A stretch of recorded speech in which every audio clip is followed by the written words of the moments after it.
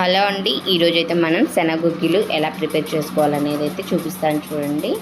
అందుకోసమని ఒక 5 గంటల ముందే శనగలు అయితే నానబెట్టుకొని పప్పు కుక్కర్లో వేసుకొని కొంచెం ఉప్పు వేసి మూత పెట్టేసి ఒక 4 విజిల్స్ అయితే రానివ్వాలండి. దానికంటే ముందుగా మనమైతే అటు విజిల్స్ వచ్చేలోపు ఆనియన్స్, పచ్చిమిరపకాయలు, కరివేపాకు, తాలింపు గింజలు, ఎండుమిరపకాయలు, హాఫ్ లెమన్ అయితే కట్ చేసుకొని అయితే పక్కకు పెట్టుకుందామండి.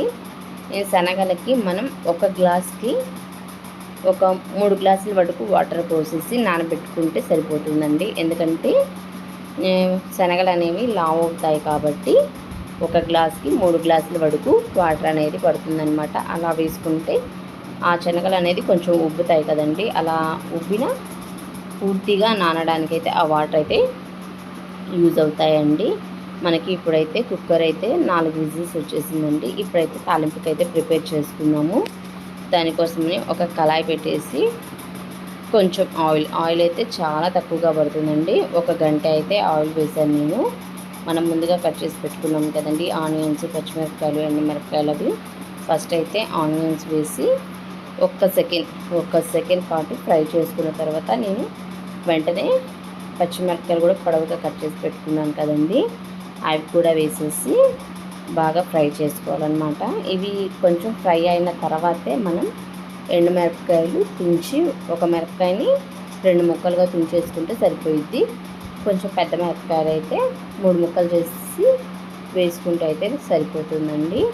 ఇందులోకి నేను కొంచెం సాల్ట్ వేసాను అనమాట. పచ్చిమిరపకాయలు కండ్రక్కకుండా ఉండడానికి అనేసి కొంచెం సాల్ట్ వేసి ఫ్రై చేశాను అనమాట. ఇప్పుడు మనం ఫస్ట్ తుంచి పెట్టుకున్నాం కదండి ఎండుమిరపకాయలు, అవి కూడా వేసి బాగా కలుపుతున్నాను అనమాట.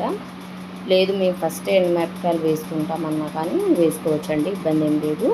నేనైతే ఫస్ట్ ఉల్లిపాయలు వేసేసి పచ్చిమిరపకాయలు వేసి ఎండుమిరపకాయలు వేసిన తర్వాత అవి సైడ్కి అనేసి మధ్యలో ఆయిల్ ఉంటుంది కదండి, ఆయిల్లో అయితే తాలింపు గింజలు వేసి ఎర్రగా వచ్చేంత వరకు ఫ్రై అయితే చేసుకున్నానండి. ఇవి వేగిన తర్వాత నేను కొంచెం కరివేపాకు కూడా వేసుకున్నానండి. ఇది కూడా మనకి బాగా మొత్తం వేగిన తర్వాత ఇందులో నేను ఒక్క చిటికెడంతా, ఎక్కువ కాదండి, జస్ట్ ఒక చిటికెడంతా పసుపు వేసి ఫ్రై చేసుకున్నాను. ఎందుకంటే పసుపు వేస్తే కొంచెం కలర్ఫుల్గా ఉంటుంది అండ్ హెల్త్కి కూడా మంచిదనేసి ఒక చిటికెడే వేసానండి, ఎక్కువ వేయకుండా ఒక చిటికెడు పసుపు వేసాను. మనకైతే ఇక్కడైతే తాలింపు అయితే రెడీ అయిందండి. ఇప్పుడు మనం కుక్కర్ అయితే ఆవిరిపోయిందో లేదో చెక్ చేసుకొని ఇందులో లోపల మనం ఉడకబెట్టేటప్పుడు ఆ గుగ్గిళ్ళు మునిగేంత వరకు వాటర్ వేసుకుంటే సరిపోయిద్దండి. నేను అంతే వేసాను. మనకైనా కూడా ఇంకా కొంచెం వాటర్ ఉంది. ఈ వాటర్ని ఇప్పుడు మనం వంపేద్దాము. వాటర్ తీసేసి తర్వాత మనం ఈ శనగల్ని కూడా తాలింపులో వేసుకోవాలన్నమాట. వాటర్ అయితే నేను ఫస్టే తీసేసానండి, బట్ ఆ వీడియో స్కిప్ అయింది. ఓకే అండి, వాటర్ అయితే తీసేసుకున్న తర్వాత శనగల్ని ఈ తాలింపులో వేసేసి ఒక్క సెకండ్ పాటు బాగా కలుపుకోవాలండి. ఇలా కలుపుకున్న తర్వాత కారం కూడా సగం స్పూన్ అయితే సరిపోతుందండి, ఎక్కువ కారం కూడా పట్టదు. కొంచెం స్పైసీ తినే వాళ్ళైతే 1 స్పూన్ కారం వేసుకోండి, అదే ఎక్కువ అవుతుంది. కారం వేసిన తర్వాత కారం అనేది 1 నిమిషం పాటు మగ్గిన తర్వాత మనం లెమన్ అయితే కట్ చేసి పెట్టుకున్నాం కదండి, హాఫ్ ముక్క లెమన్లో విత్తనాలు ఏమైనా ఉంటే తీసేసుకొని ఈ గుగ్గిలలో పిండుకుంటే సరిపోతుందండి. కారంగా పుల్లగా టేస్టీగా ఉంటుందన్నమాట. ఇలా చేసుకోవడం వల్ల పిల్లలు కూడా ఇష్టంగా తింటారనమాట.